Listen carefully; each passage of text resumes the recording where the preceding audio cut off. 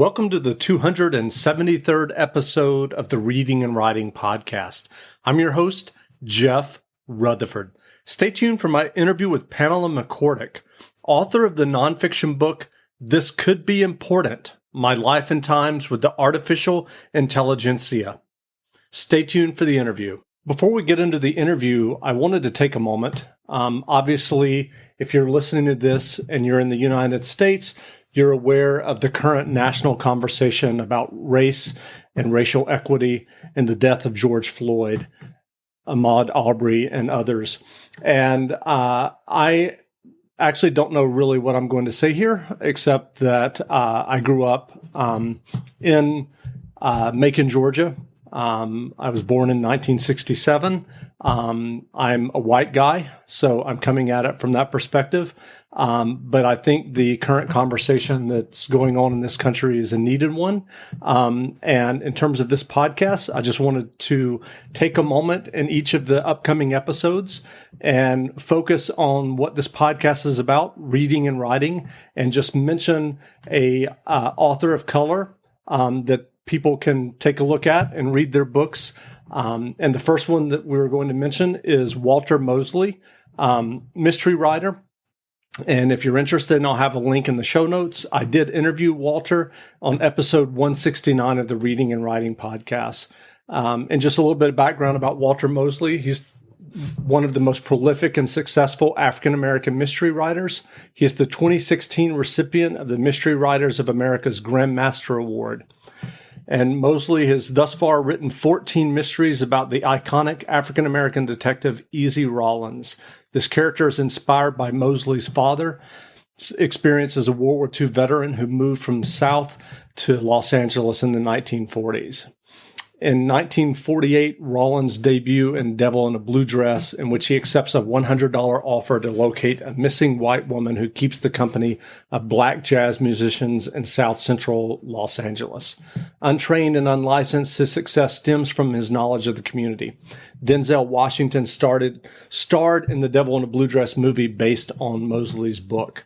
And also, I got some of that information, and I'll have a link in the show notes from a blog from the Los Angeles Public Library about African-American mystery writers. So anyway, just wanted to spotlight each episode, a very brief spotlight on a writer of color that you could go and take a look and read some of their books. Stay tuned for the interview. This episode of the Reading and Writing Podcast is brought to you by Libro.fm. Libro.fm is the first and only company which lets you purchase audiobooks directly from your favorite local bookstore. Support your favorite local bookstore, and you can pick from more than 125,000 audiobooks, including New York Times bestsellers and recommendations from booksellers.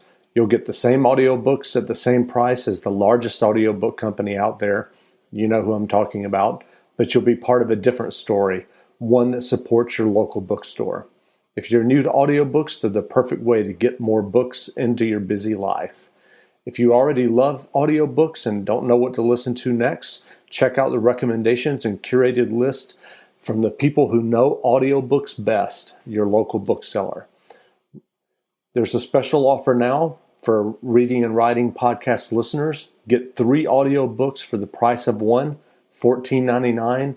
with your first month of membership. Just use the code RWPodcast. Again, that's Libro.fm, purchasing audiobooks from your local bookstore, and use the code RWPodcast.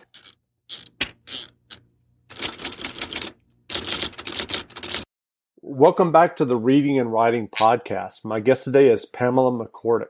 Her memoir, This Could Be Important, My Life and Times with the Artificial Intelligentsia, has just been published. Her book, Machines Who Think, originally published in 1979, is considered a classic nonfiction book about the development of artificial intelligence. Pamela, welcome to the podcast. Oh, thank you, Jeff. Well, if someone listening hasn't heard about your memoir, This Could Be Important, My Life and Times with the Artificial Intelligentsia, can you just tell us a little bit about your memoir and what they would expect to get if they read it? Absolutely. First of all, I should explain the title. Um, it really refers to the fact that I spent many decades pulling on the sleeves of public intellectuals and saying, artificial intelligence, this could be important. And of course, this was met with great laughter. That nothing could have been sillier to them than the idea of machines thinking. So that's how come the title. Great. And anyway, I happened by sheer good fortune to be in at almost the beginning of artificial intelligence. Uh, I was asked to work on a book, the first book of readings in artificial intelligence, and boy, that kind of gave me the bug. And I stayed in touch with the field, and finally I started writing about it. And the rest is history. But I do want to say that this is a book about people. It's not a book about machines.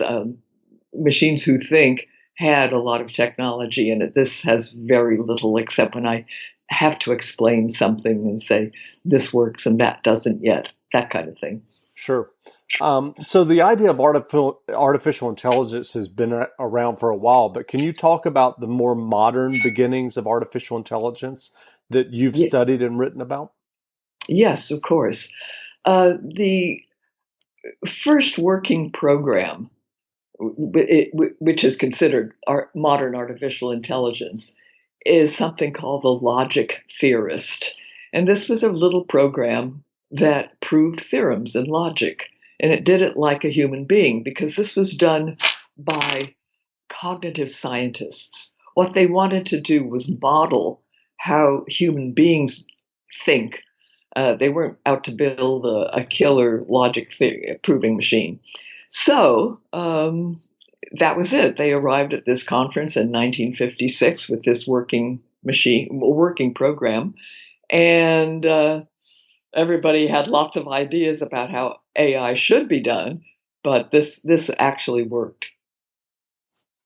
And who were some of the personalities and people who started AI decades ago that you write about in your memoir?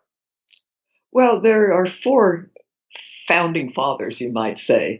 Uh, Alan Newell and Herbert Simon, who were both at Carnegie Tech, now Carnegie Mellon University at that time, Marvin Minsky at MIT, and John McCarthy at Stanford. And each of those was responsible for ripples that went out from their work to build centers of artificial intelligence. Now AI is everywhere, but they were the beginning. And are there any funny or interesting anecdotes that stand out from you from those early years of AI and AI research? Well, there are lots of them, but maybe one of the best, since your uh, podcast is devoted to reading and writing, is the whole issue of speech understanding. Uh, it's one thing to see text which has periods, question marks, paragraphs, capital letters at the beginning of new sentences, and so on. That's pretty easy to understand. Well, it's not easy, but it's easier than continuous human speech. So one of the guys who invented the first best program that understands continuous human speech was at Carnegie Mellon. And he called everybody in. I was there then. He called everybody in to see a demo. And we all sat down, and I was chatting with one of the founding fathers, Herb Simon. We were talking about, what we'd done over the summer and so on and so forth. And we talked the way human beings talk, which is to say we laughed, interrupted ourselves with laughter, we waved our hands. There was a lot unsaid that we both transmitted to each other. Okay, so the demo begins. And what does it do? It crashes immediately.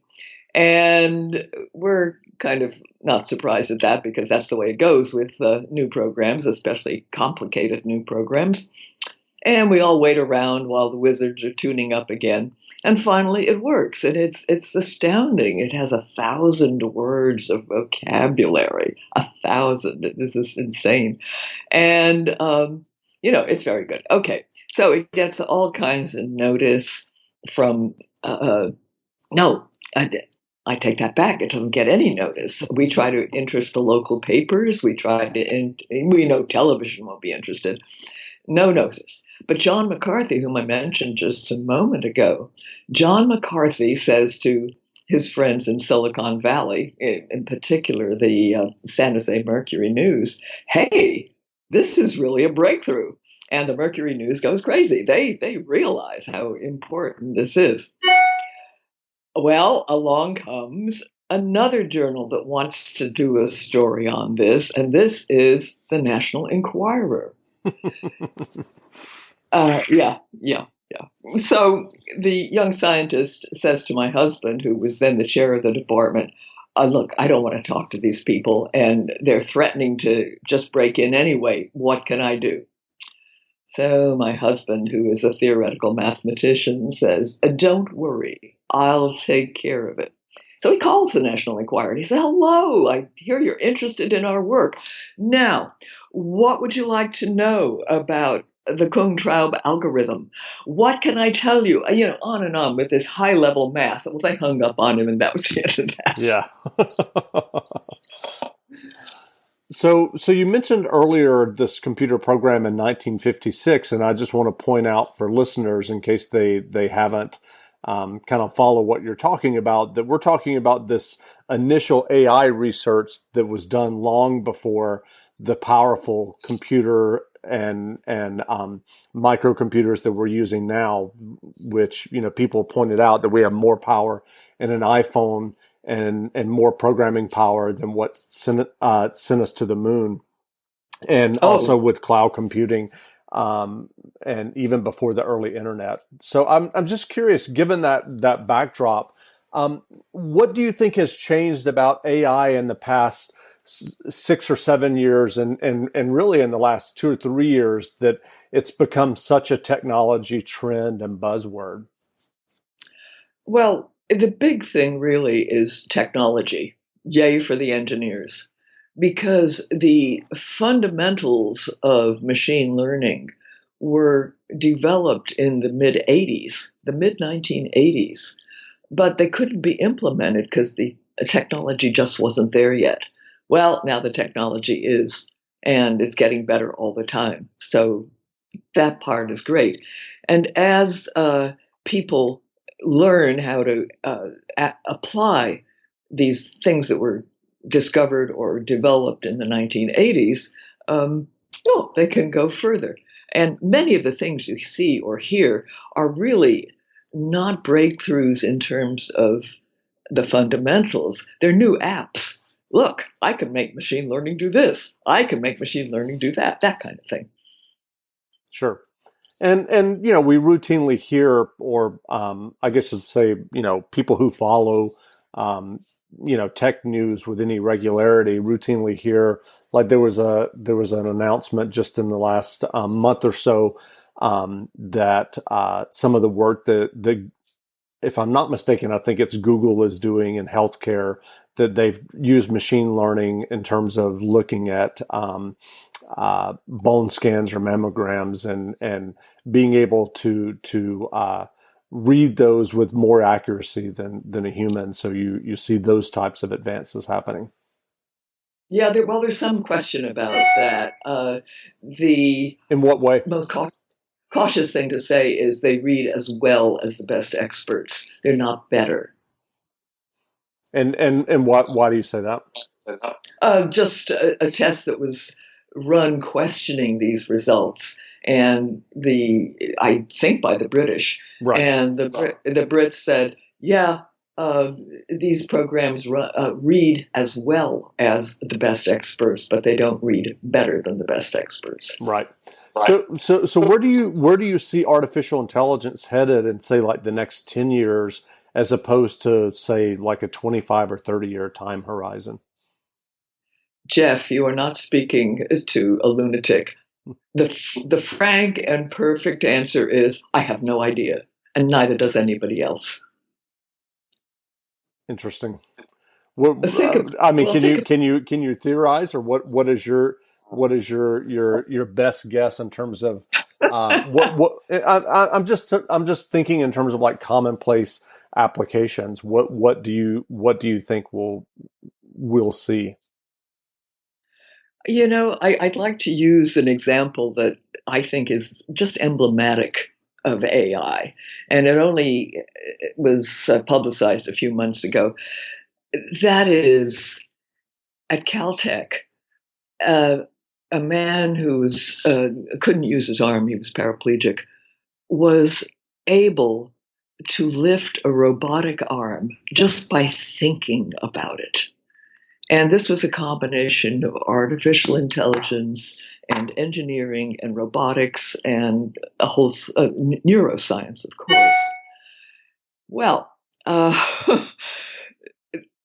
maybe a week later, I saw somebody equally paraplegic walking in an exoskeleton, that is almost a frame, a skeleton outside his body that could hold him up and move thanks to his thoughts. Now, this is astounding. It's reading thoughts.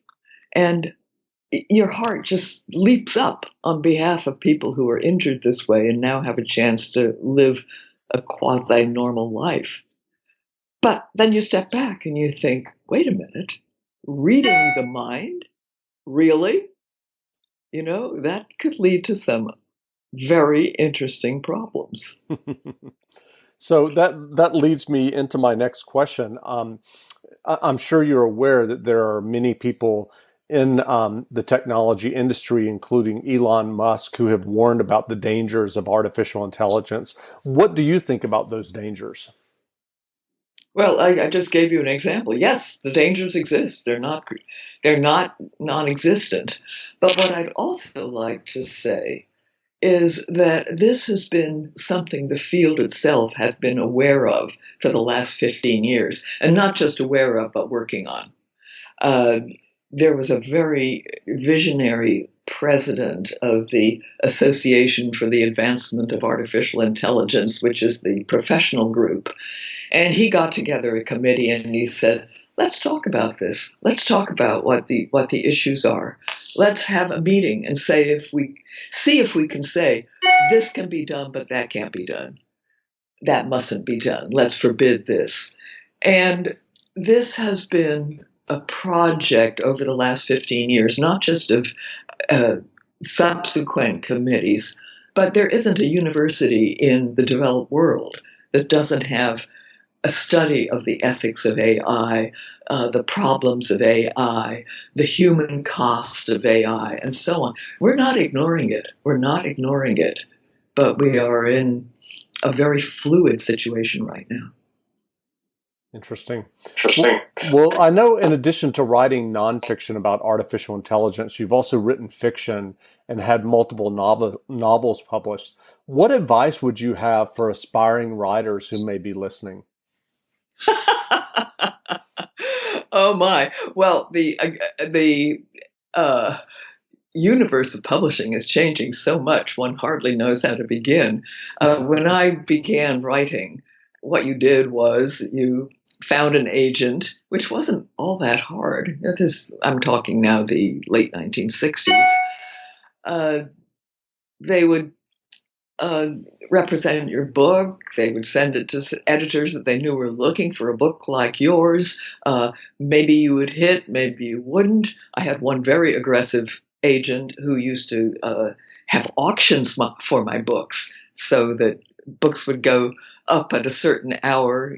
He'd send the proposal round and then he'd say, I'm having an auction at the following time, and so on. Well, I was just a mid-list writer, but that was an okay thing to do. And yeah, he did very, very well for me. Things have changed enormously. Publishing isn't the same as it was. And luckily, the thing that comes back to me from that is, yes, the gatekeepers are not as eager as they once were, but at least there is self-publishing, and there are ways of getting your book out into the world that didn't exist before, and they're pretty good. That's great. So what books, fiction or nonfiction, have you read recently that made an impression on you and that you would recommend? Oh, my goodness. I tend to go backwards in reading. So I'm just rereading Toni Morrison's Beloved. And I am astounded at how beautiful the writing is, how good it is, how bone-chilling it is. Oh my goodness, bone-chilling. That's the only word for it. So I tend to go back and look at the classics. I surely have read more recent books, but that one sticks with me now because I've just finished it. Sure. Well, if someone is interested in learning more about your memoir, how can they find you online? I have a kind of moribund website right now. I've been so busy writing the book and putting the finishing touches on the book that I really haven't caught up with my website. But the book is available as an ebook on Amazon and also through Carnegie Mellon, the publishers. And you can order a print copy. That just takes a little longer. You can get an ebook right now. Great. Well, again, we've been speaking with Pamela McCorduck. Her memoir, This Could Be Important, My Life and Times with the Artificial Intelligentsia, has just been published. So go buy a copy. And Pamela, thanks for doing this interview. Jeff, thanks for talking to me. Great.